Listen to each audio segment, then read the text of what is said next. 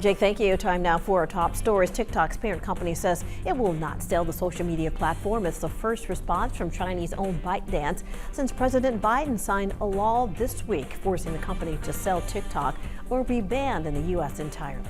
Kansas lawmakers return to Topeka to wrap up the 2024 legislative session. The legislature will attempt to override Governor Kelly's veto of several bills, including the latest version of a plan to cut taxes. We have new information on the arrest of a fifth suspect in the deaths of Veronica Butler and Jillian Kelly. According to an affidavit, Paul Grice told investigators he participated in the killing and burial of the two women. Investigators say the group murdered the women over a child custody dispute.